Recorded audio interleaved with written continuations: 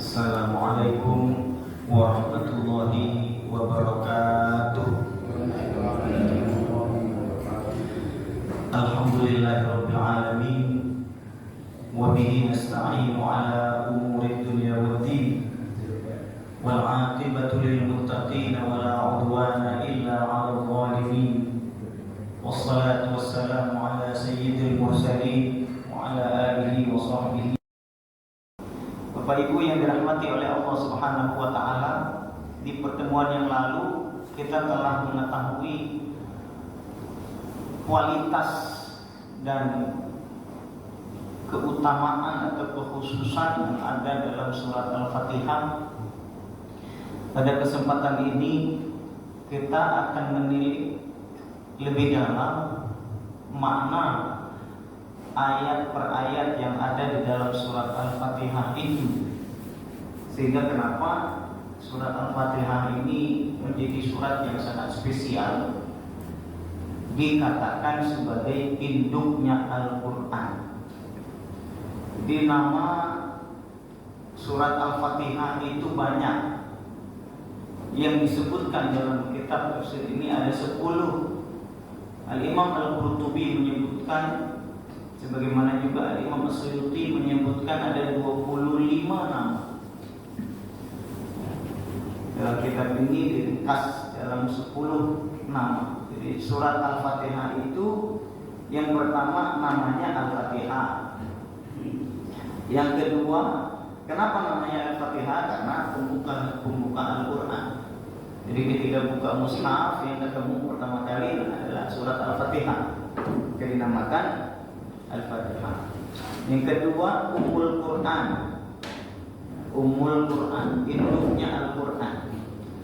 Kenapa dinamakan induknya Al-Quran? Listimaliha ijmalan 'alal maqasid allati dzukirat fihi tafsilan, aw listimaliha 'ala ma fihi min as-sana' 'ala Allah bima huwa ahluh wa ta'abbud bayan wa'dihi wa wa'idihi, aw 'ala jumlati ma'anihi min al-hikam an-nadhariyah wal ahkam al-'amaliyah. Jadi Al-Quran, surat Al-Fatihah disebut juga Ummul Quran, induknya Al-Quran, karena di dalam Al-Fatihah terdapat seluruh maksud dan tujuan Al-Quran. Maka kalau Al-Quran ini diringkas, itu ada di dalam surat Al-Fatihah. Surat Al-Fatihah diringkas ada di ayat pertama, Bismillahirrahmanirrahim. Kalau Bismillahirrahmanirrahim diringkas ada di bab. Ternyata bab ini kan punya luar biasa betul ya. Bab ini. Di semua yang ada di dunia ini dengan bab itu, dengan bab. Maka kita selalu mendengar dan sering mendengar ucapan la haula wala quwwata illa billah. Tidak ada daya, tidak ada kekuatan kecuali semuanya itu dengan sebab Allah Subhanahu wa taala. Bab itu maknanya sebab. Dengan, istilahnya dengan itu sebab. Jadi semua ini ada karena Allah Subhanahu wa taala. Jadi alam semesta termasuk manusia sebenarnya tidak ada. Adanya kita ini karena adanya Allah Subhanahu wa taala. Itu maka dinamakan kita manusia ini namanya mungkin. Allah wajib. Gitu ya. Maka apa definisi Allah? Allah adalah alamun ala dzatil wajibil wujud. Kalau kita buka ilmu akidah, itu akan ketemu ilmu tafsir bahwa Allah Subhanahu wa taala adalah zat yang adanya wajib. Jadi Allah apa? Allah adalah zat yang adanya wajib. Apa adanya wajib itu? adanya Allah tidak didahului ketidakadaan dan tidak disudahi ketidakadaan. Sejak dahulu ada dan sekarang ada, akan terus ada. Itu namanya adanya wajib. Kalau kita adanya mungkin. Apa artinya? Adanya kita sebelumnya tidak ada dan disudahi ketidakadaan. Itu adanya mungkin. Allah Subhanahu wa taala adanya wajib. Jadi surat Al-Fatihah ini mencakup seluruh yang ada di dalam Al-Qur'an. Didetailkan lagi di sini. Al-Qur'an itu isinya adalah satu, pujian kepada Allah Subhanahu wa taala. Yang kedua, ibadah. Ada perintah, ada larangan. Ada yang ketiga, ada janji, ada ancaman.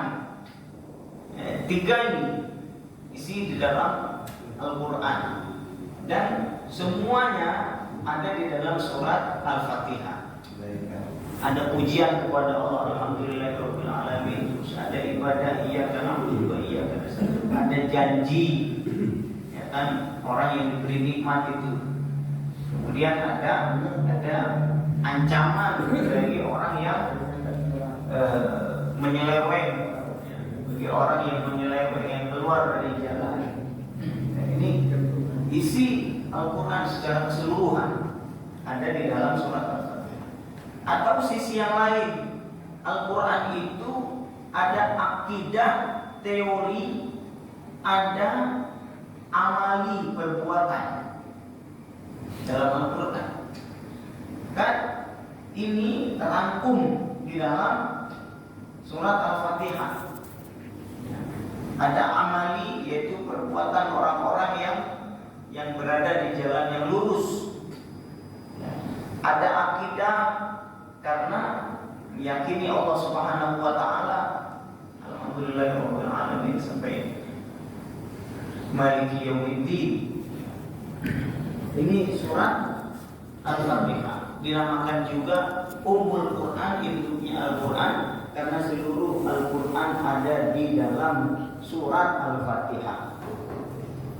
Kemudian yang ketiga, As-Sab'ul Masani. Al-Fatihah juga dinamakan As-Sab'ul Masani, 7 yang diulang-ulang Al-Fatihah. Yang keempat, Al-Fatihah dinamakan juga surat Al-Hamd. Kenapa? Karena diawali Alhamdulillah. Ada kata Alhamdulillah di situ. Yang kelima, surat Al-Fatihah juga dinamakan surat Al-Kanz. Kanz itu artinya simpanan. Kalau kita itu istilahnya harta karun. Nah, itu Al-Kanz, harta karun. Karena di dalamnya tersimpan mutiara-mutiara yang luar biasa besar. 6. Surat Al-Fatihah dinamakan juga surat Al-Waqiyah. Al-Waqiyah itu artinya menjaga.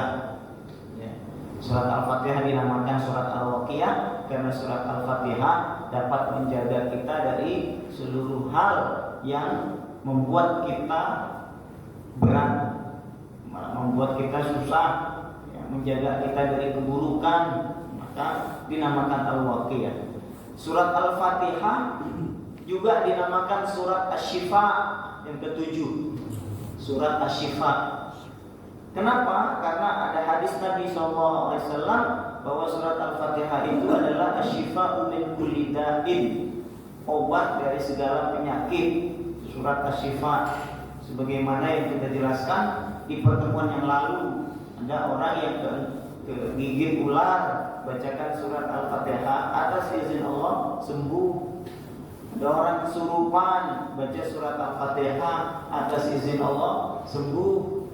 Ada orang yang diganggu, dituliskan Al-Fatihah di gelas atau di piring, tuangkan air, atas izin Allah sembuh. Jadi ini keutamaan yang luar biasa, ya. Maka surat Al-Fatihah ini dinamakan Asy-Syifa, ya, surat Asy-Syifa. penawar atau obat segala penyakit.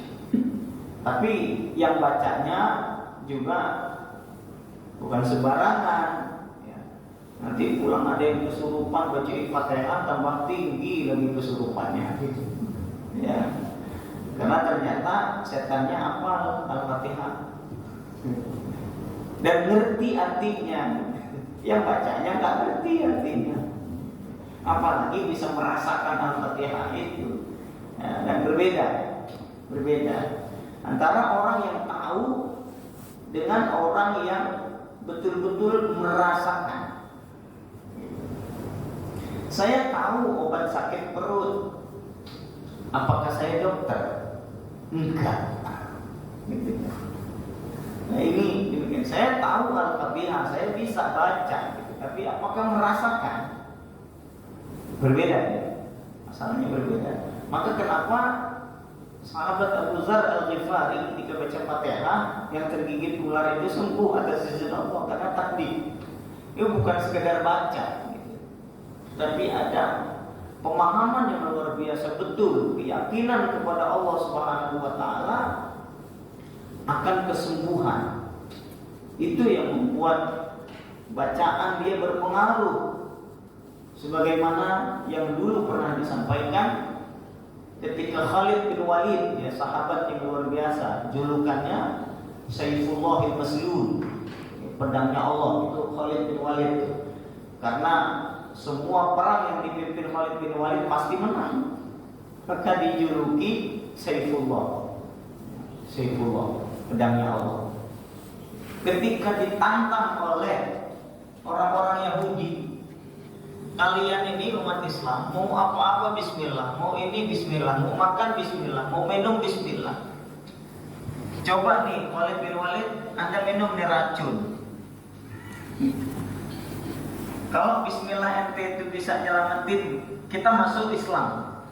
Kata orang Yahudi, kita beriman. Kalau Anda mati setelah minum racun ini, ya berarti gak ada pengaruhnya sama sekali.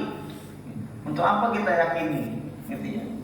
Akhirnya Khalid bin Walid mengambil racun itu, number one, sekali teguk mati dia.